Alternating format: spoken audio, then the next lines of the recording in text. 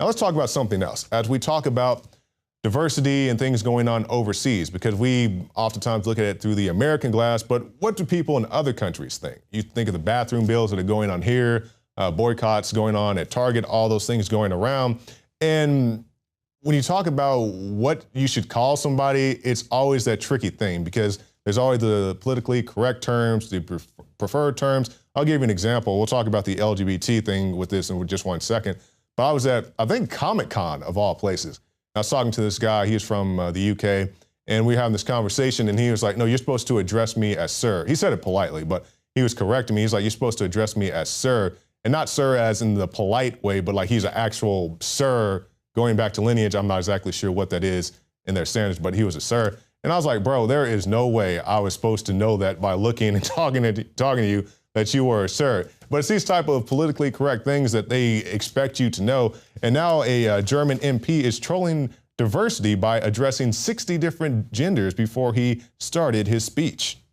Meine Damen und Herren, sehr geehrte Schwule, sehr geehrte Lesben, sehr geehrte Androgyne, sehr geehrte Bigender, Gendervariable, Genderqueer, Intersexuelle, weder noch Geschlechter, Geschlechtslose, Nicht-Binäre, Pangender und Pangeschlechtlichen, Transmenschen, Interstern männlich. Abgeordneter, ich hatte ja eine Zwischenfrage. Ich bin ja noch nicht mit der Begrüßung fertig, Herr Präsident. Entschuldigung.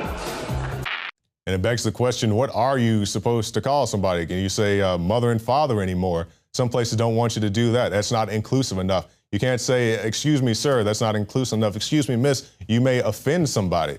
And it's really no shortage of this going on. I remember that piece Badandi did a while back. He was talking to the Satanist, and he was talking to a man in drag, I guess is the most polite way I could say it. And he was like, hey, excuse me. And she was like, I'm a lady. And it's just those type of things like, how are you supposed to know? Is it a long-haired guy or is it a lady? Like, how do they self-identify? There's no way to really know. So I think it is quite funny this guy decided to call him out on that. Now, coming back here to some domestic news, you guys know we've done a lot of reports going along the border and talking about illegal immigration. And I had this conversation, or I have these recurring conversations with people. And they say that no person is illegal. I'm like, bro, I'm not saying that you're an illegal human being, that you don't have a right to exist. I'm saying that there's a legal way to enter the country. Example, I recently traveled outside the country, off the continent, as a matter of fact.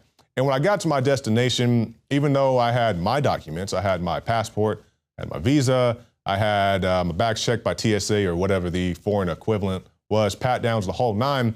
With all that said, had I walked out of that airport without checking into customs, I would have committed a crime and thus committed, here comes that trigger word, illegal action, illegal activity. That's what it was.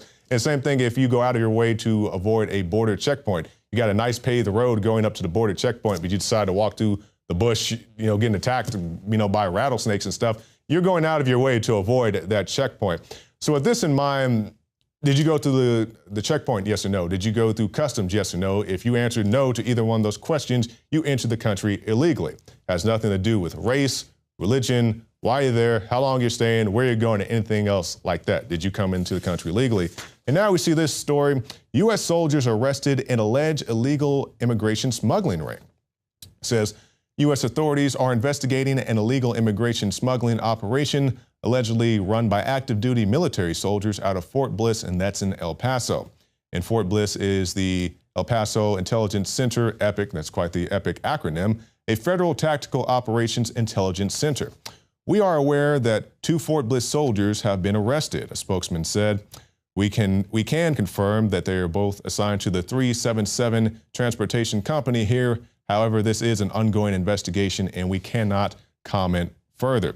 And it says that the soldiers were paid $1,000 each for a successful smuggling trip. They would have been paid $1,500 for a June 18th run, but they were busted by the Border Patrol.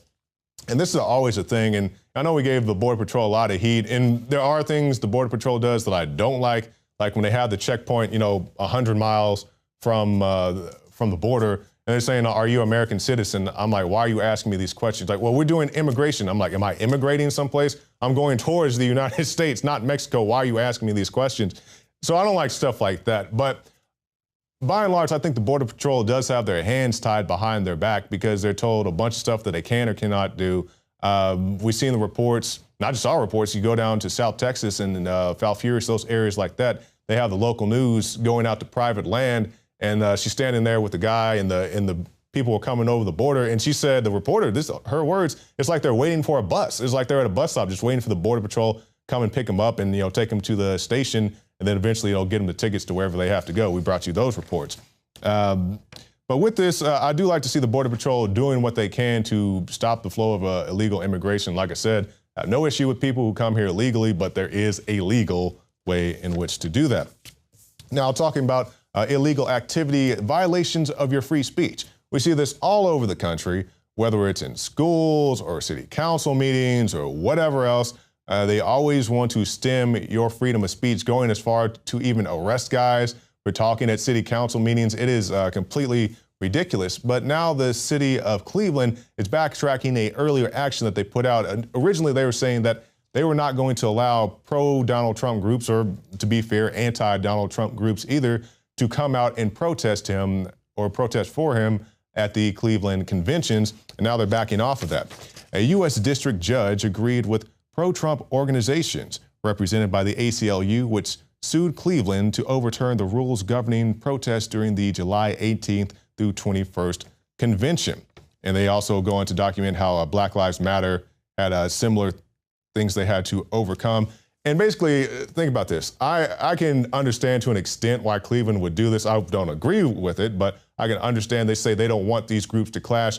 But they're putting the anti-Trump people and the pro-Trump people in a very narrow timeline to where they have 30-minute increments. And if they have to move one group out and get one group in, you think they're going to have some type of conflict with that? Yeah, of course they are. So it's a very bad decision, but I'm glad to see that they have overturned that. Because regardless of what you think about these political people, it doesn't matter if you like Trump or Hillary or Bernie or Gary Johnson or none of them. These guys have their right to assemble peaceably.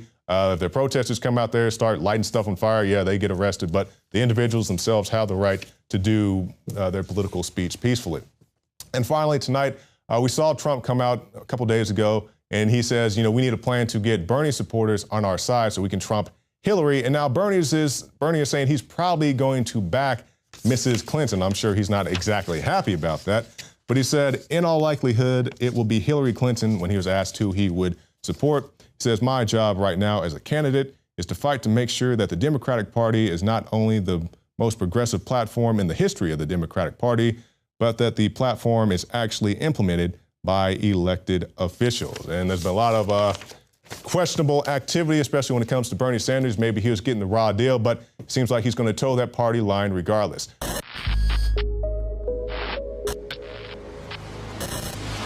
A lot of people ask me, what is the most important area of InfoWars that runs the whole operation that is having such a big effect against the globalists? And I've said it over and over again, it is you, the listeners and the viewers, that send us the intel, the news tips, that support the broadcast, that spread the word. You are 90% of the operation or more. You don't stand beside us, you stand at the heart of InfoWars. When I talk about the people at InfoWars, from customer service, the shipping department, being just as important as our anchors, our researchers, our investigative journalists, and myself, it's absolutely true. Without this team that we've built over the last 20 plus years, we wouldn't be able to do any of what we've been doing. And that's what's so exciting, because we finally built up to a point where we now have the launch pad. Introducing AutoShip for InfoWarsLife.com, a new way to save time and money when you stock up on InfoWarsStore.com products.